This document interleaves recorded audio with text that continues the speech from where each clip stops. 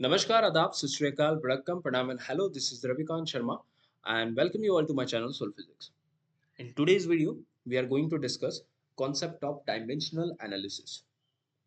So, what we are going to learn in this concept? We are going to learn what exactly dimension is. उसके बाद हम समझेंगे कि dimensional analysis को कहाँ कहाँ पे यूज करते हैं. For example like converting one unit to another unit. किस तरीके से डायमेंशन एनालिसिस को यूज करते हैं ताकि हमें पता चले कि जो फॉर्मूला है वो करेक्ट है कि नहीं.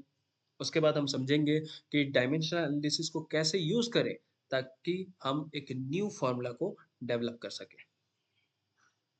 तो वीडियो को एंड तक देखिएगा और वीडियो पसंद आए तो वीडियो को लाइक, शेयर एंड सब्सक्राइब जरूर करिएगा. So let's get started. So पहला जो टॉपिक हमारा स्टार्ट हो रहा है वो हो रहा है डायमेंशन से. नेचुरल सी बात है. तो डायमेंशन होती क्या है? तो समझो कि प्रीवियस वीडियोस में हमने समझा था कि इंटरनेशनली हमने मेनली 7 फंडामेंटल यूनिट को एक्सेप्ट किया है. ठीक है. तो सारे साइंटिस्ट के फोरम ने डिसाइड किया कि there will be mainly 7 fundamental units accepted. अब यही फंडामेंटल यूनिट्स को यूज करके हम न्यू सिस्टम ऑफ यूनिट बनाएंगे जिसको बोला जाता है डिराइव्ड यूनिट. ये क्लियर है? अब समझो कि ये जो 7 यूनिट जो आपको दिख रहे हैं वो 7 यूनिट को किस तरीके से हम यूज करेंगे कि एक नया फॉर्मूला बने. राइट. तो नया फॉर्मूला मतलब क्या हुआ कि हमने समझा कि स्पीड होती है. तो स्पीड का जो यूनिट होता है वो क्या होता है? मीटर पर सेकंड. अब समझो कि यहाँ पे मीटर जो है वो एक फंडामेंटल यूनिट है, बेसिक यूनिट है. और सेकंड है मतलब ये भी टाइम का यूनिट है. तो ये दोनों के दोनों फंडामेंटल है. राइट. अब ये फंडामेंटल यूनिट वो फिजिकल क्वांटिटी में कितनी बार रिपीट कर रही है, that is the dimension. Clear? तो यहाँ पे लेंथ के बारे में बात करें तो लेंथ कितनी बार रिपीट हो रहा है? एक बार रिपीट हो रहा है. टाइम के बारे में बात करें तो टाइम कितनी बार रिपीट हो रहा है? एक बार रिपीट कर रहा है. So this quantities, this numerical value is indicating the dimension of the physical quantity. तो आपको पूछा जाए कि स्पीड में स्पीड का डायमेंशन है क्या, तो स्पीड का डायमेंशन बताने से पहले आपको पता होना चाहिए कि स्पीड के अंदर कौन कौन सी फिजिकल क्वांटिटी है. तो जब आपको पता है कि इसके अंदर लेंथ और टाइम है तो आप बता सकते हो कि लेंथ की एक बार लेंथ का डायमेंशन एक बार रिपीट किया गया है, टाइम का डायमेंशन एक बार रिपीट किया है. क्लियर? तो in short the power to which fundamental unit are raised are called as dimension. यहां तक समझ में आ रहा है? अब आगे बढ़ते हैं. अब क्योंकि अब हमने समझ लिया कि डायमेंशन होती क्या है, अब इसके बाद समझते हैं कि डायमेंशन डायमेंशनल फॉर्मूला का रिप्रेजेंटेशन क्या है. डायमेंशनल फॉर्मूला का रिप्रेजेंटेशन होगा in square bracket m raise to a l raise to b t raise to c bracket close. एक स्टैंडर्ड वे है डायमेंशनल फॉर्मूला को रिप्रेजेंट करने के लिए. अब यहाँ पे समझो ये जो एम एल टी क्या है? M L T are the dimension of fundamental quantities. और ए बी सी क्या रिप्रेजेंट कर रहा है? They are the constants, they are the dimension. Clear? They are the dimension. M L T क्या होगा? Again मैं रिपीट कर रहा हूँ, जो भी फंडामेंटल क्वांटिटीज है वो कौन से हैं? मास, लेंथ और टाइम. तो वो रिप्रेजेंट कर रहा है. और स्मॉल ए स्मॉल बी स्मॉल सी क्या होता है कि जो फंडामेंटल क्वांटिटी आप यूज कर रहे हो उसका डायमेंशन कितना है, वो मास कितनी बार रिपीट कर रहा है, लेंथ कितनी बार रिपीट कर रहा है, टाइम कितनी बार रिपीट कर रहा है. So this exactly the representation of fundamental representation of dimensional formula.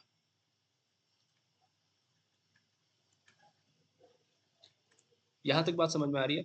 तो अगर मुझे स्पीड का डायमेंशन बतानी है तो स्पीड का डायमेंशन क्या होगा? अभी आपने बताया लेंथ का 1 होगा, टाइम का 1 होगा. अब डायमेंशनल फॉर्मूला मुझे बतानी है तो मैं क्या करूंगा? सबसे पहले स्क्वायर ब्रैकेट बनाऊंगा. अब मास का डायमेंशन इसमें कितना है? मास का डायमेंशन है ही नहीं तो I will write m raise to 0. Length की डायमेंशन कितनी है? एक बार रिपीट हो रही है तो आई विल राइट 1. टाइम का डायमेंशन कितना है? 1 टाइम रिप्रेजेंट कर रहा है, लेकिन ये डिनोमिनेटर में है तो I will write -1. This is the dimensional formula of speed. बात समझ में आ रही? अब इसकी जगह पे एक और एग्जांपल ले लेते हैं, ये आप खुद भी ट्राई कर सकते हो। एक सिंपल सा, जैसे फॉर एग्जांपल लाइक स्पीड ले लिया, अभी मैंने ले लिया लेट्स से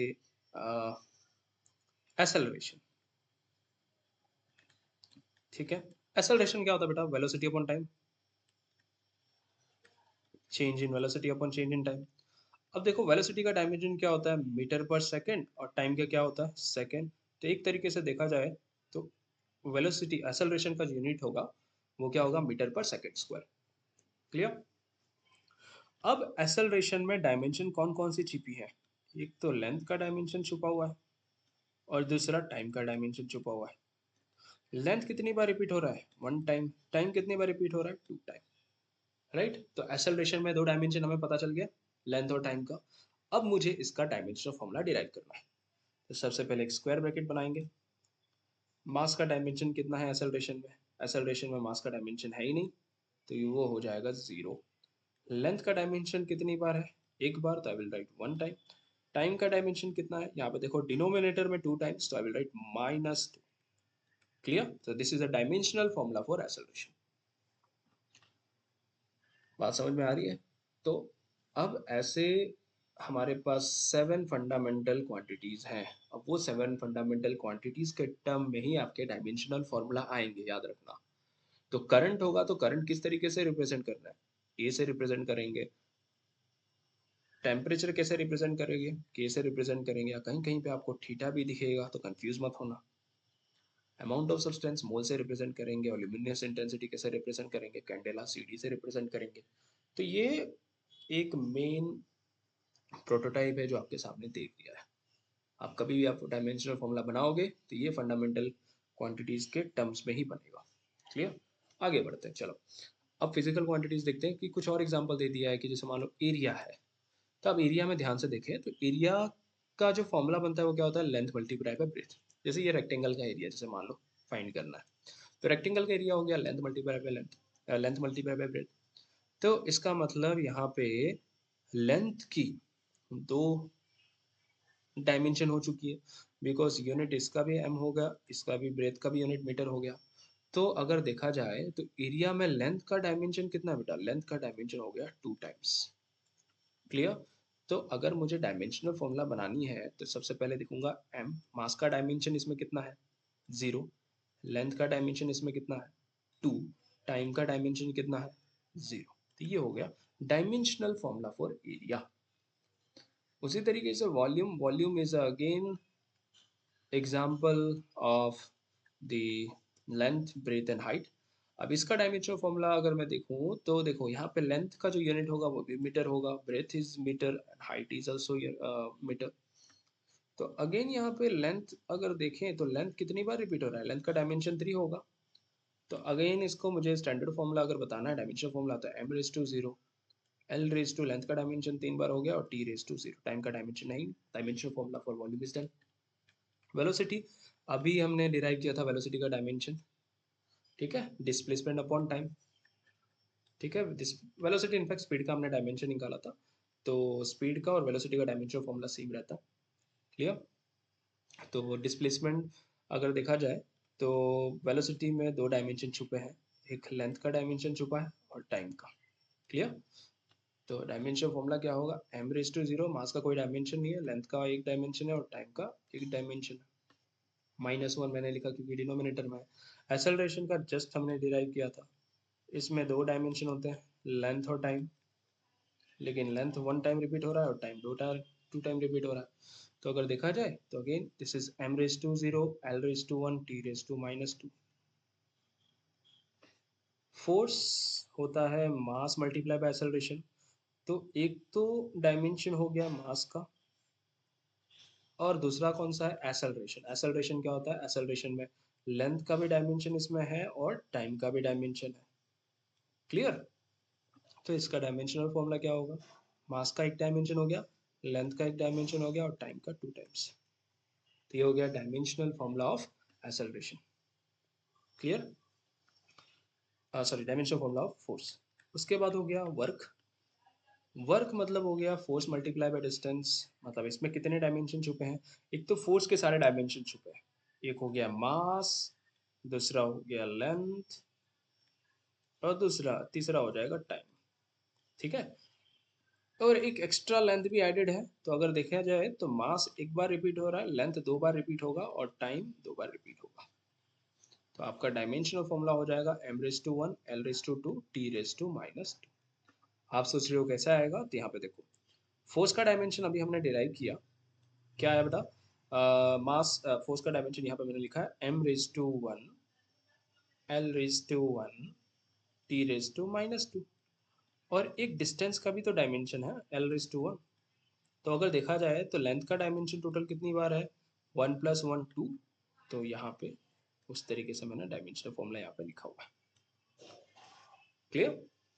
चलो आगे बढ़ते हैं। अब यहाँ से थोड़ी बहुत इम्पोर्टेंट टॉपिक स्टार्ट हो रही है। Gradually we are moving to the important topics. तो ये जो प्रीवियसली जो पार्ट हमने समझा वो एक फाउंडेशनल पार्ट था, कि आपने समझा कि डायमेंशन होता क्या है और डायमेंशनल फॉर्मूला को कैसे रिप्रेजेंट करते हैं। हमेशा याद रखना कि जब भी हम डायमेंशनल फॉर्मूला को रिप्रेजेंट करेंगे, डायमेंशनल फॉर्मूला हमेशा फंडामेंटल क्वांटिटी के टर्म्स में ही होगा। क्लियर? अब आगे बढ़ते हैं कि डायमेंशन की क्लासिफिकेशन कैसी है। तो अगर डायमेंशन की क्लासिफिकेशन अगर देखें तो जनरली चार टाइप में डिवाइडेड है। पहला टाइप हो गया आपका डायमेंशनल वेरिएबल। दूसरा कैटेगरी आपका आ जाएगा डायमेंशनलेस वेरिएबल।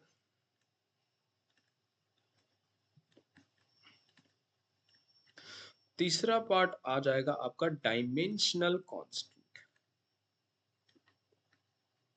और लास्ट पार्ट जो होगा आपका डायमेंशनलेस कांस्टेंट। ये चारों के चारे पार्ट वन बाय वन हम समझते हैं, और उसके बाद हम वीडियो की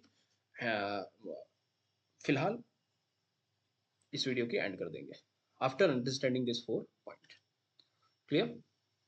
तो देखो, डायमेंशनल वेरिएबल किसे कहता है? डायमेंशनल वेरिएबल मतलब ऐसी फिजिकल क्वांटिटी जिसके पास यूनिट भी हो और साथ साथ में उसके पास वेरिएबल हो। Variable means number can be change.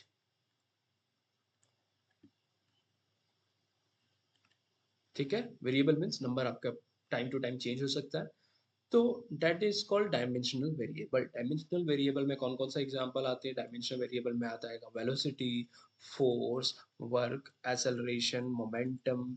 ठीक है, मोमेंटम आ जाएगा, ये आपका डिस्प्लेसमेंट आ जाएगा, आपका डिस्टेंस आ जाएगा। तो these are the example of dimensional variable. ठीक है, वैल्यूज इसकी चेंज हो सकती है, सिचुएशन पे डिपेंड करता है। क्लियर? उसके बाद आता है आपका second part dimensionless variable. Dimensionless variable में कौन कौन सा एग्जांपल आएंगे? डायमेंशनलेस वेरिएबल में आ जाएगा आपका एंगल। एंगल मतलब जिनकी यूनिट नहीं होती बट फिर भी वैल्यू चेंज होती है। फॉर एग्जांपल लाइक अभी सिचुएशन के हिसाब से 0 डिग्री है, बाद में सिचुएशन के हिसाब से बॉडी 20 डिग्री पे गई, बाद में सिचुएशन के हिसाब से बॉडी 30 डिग्री पे गई। तो like angle is changing, but ये सारे एंगल का कोई यूनिट नहीं होता। Clear? Strain is example of dimensionless quantity, जिसमें हमें पता चलेगा। इलास्टिसिटी में आप स्ट्रेन के बारे में समझोगे कि किस तरीके से बॉडी में एक्सटर्नल फोर्स अगर आप अप्लाई करते हो तो एक्सटर्नल फोर्स के एप्लीकेशन से किस तरीके से बॉडी की डायमेंशन में चेंज आती है, मतलब ये लेंथ चेंज हो सकता है। तो change in length is again depend on two factor, external temperature और एक्सटर्नल टेम्परेचर के साथ आप एक्सटर्नल लोड कितना अप्लाई कर रहे हो बॉडी पे। तो strain is another example of dimensionless variable. उसके बाद रिलेटिव डेंसिटी के बारे में समझे तो relative density is a density which will be related with density of water. कोई भी लिक्विड की डेंसिटी है जो वाटर की डेंसिटी के साथ रिलेट करते हैं। तो again density by density means relative density is a dimensionless quantity, लेकिन अगेन ये वेरिएबल है। Refractive index, Poisson ratio, these are the example of dimensionless variable. हर एक चीज़ों की जितनी भी क्वांटिटी हमने डिस्कस किया ना, ये हर एक क्वांटिटी की कोई ना कोई डिफरेंट वैल्यू हो सकती है, लेकिन इनका कोई डायमेंशन नहीं होता। क्लियर? उसके बाद आएगा डायमेंशनल कांस्टेंट। डायमेंशनल कांस्टेंट मतलब इनकी यूनिट होती है बट वैल्यूज जो होती है वो कांस्टेंट रहती है। जैसे एग्जांपल ले लो, gravitational constant, right. Gravitational constant क्या होती है? 6.7 इंटू 10⁻11। तो ये जो वैल्यू है वो फिक्स है, ठीक है। और ग्रेविटेशनल कांस्टेंट जो हमने फॉर्मूला लिखते हैं, F = g m1 m2/r², इसमें ये जो g है वो ग्रेविटेशनल कांस्टेंट है, राइट। तो इसका यूनिट होती है newton metre square by kilogram square. तो ये उनकी यूनिट हुई। तो यूनिट के अकॉर्डिंगली आप डायमेंशन फॉर्मूला भी बना सकते हो। तो dimension in fact in gravitational constant की यूनिट होगी, बट उसकी वैल्यू में कोई चेंज नहीं कर सकते हो। उसी तरीके से ये आपका कूलॉम कांस्टेंट होती है, F = k q1 q2/r²। अब कूलॉम कांस्टेंट में क्या हो गया? कूलॉम कांस्टेंट ये आपके इसकी भी यूनिट होंगी 9 × 10⁻9। ये वैल्यू है, ये वैल्यू फिक्स रहती है, लेकिन इनकी भी यूनिट होती है newton metre square by coulomb square. Clear हो गया? उसके बाद हो गया बोल्ट्जमैन कांस्टेंट, उसके बाद हो गया प्लैंक कांस्टेंट। मतलब बहुत सारे ऐसे कांस्टेंट हैं जिनकी वैल्यू फिक्स रहेगी लेकिन यूनिट डेफिनेटली होगा। उसके बाद आएगा डायमेंशन लेस कांस्टेंट, मतलब ऐसी वैल्यू जिनका ना तो यूनिट होगा और वैल्यू जो होगी वो कैसा होगा? कांस्टेंट होगा। फॉर एग्जांपल लाइक कोई भी नंबर ले लो, पाई ले लो, लॉग टेबल ले लो, ट्रिग्नोमेट्रिक वैल्यूज ले लो। So these all are the example of dimensionless constant, ठीक है। तो ये सारी क्वांटिटीज हमने आपको वन बाय वन समझा दी है। तो आप यहाँ पे देख सकते हो कि डायमेंशनल वेरिएबल में क्या बताया बेटा? It is a physical quantity which are having a dimension but they have a variable, right. The numbers can change depend on the situation. Example सारे हमने सेट कर लिए। उसके बाद डायमेंशनलेस वेरिएबल में क्या होता है? They do not have any dimension but they have a variable, they have a different numerical value that depends again on a different situation. For example like angle, strain, relative density, refractive index, Poisson ratio, etc. उसके बाद हमने समझा dimensional constant क्या होता है। Dimensional constant मतलब ऐसी physical quantity जिनकी डायमेंशन तो होती है लेकिन उनकी वैल्यू कैसी रहती है? कांस्टेंट। तो एग्जांपल्स हमने समझा ग्रेविटेशनल कांस्टेंट, प्लैंक कांस्टेंट, ये आपका real gas constant, velocity of light. This are the example of dimensional constant. और उसके बाद जो फोर्थ कैटेगरी है वो है आपका डायमेंशन लेस कांस्टेंट, जिसमें आपके एग्जांपल हो जाएंगे नंबर, या फिर पाई हो, या फिर लॉग का टेबल हो, या फिर उसकी वैल्यूज हो, या फिर आपका ट्रिग्नोमेट्रिक हो, ट्रिग्नोमेट्रिक फंक्शंस के कोई वैल्यूज हो। तो these are the example of dimensionless constant example. तो आज के वीडियो में हमने ये चार कैटेगरी समझ लिया है। चार कैटेगरी सिर्फ डायमेंशन समझा, उसके बाद क्लासिफिकेशन ऑफ डायमेंशन समझा। अब नेक्स्ट वीडियो में हम समझेंगे कि किस तरीके से डायमेंशनल एनालिसिस को यूज करके हम फॉर्मूलाज डिराइव करेंगे, किस तरीके से एक यूनिट से दूसरी यूनिट में कन्वर्ट करते हैं फिजिकल क्वांटिटी की यूनिट्स, और किस तरीके से हम फॉर्मूला डिराइव करते हैं, ठीक है। तो अगर ये वीडियो आपको समझ आ गया हो और आपको पसंद आया हो तो वीडियो को लाइक, शेयर एंड सब्सक्राइब जरूर करें। Thank you so much.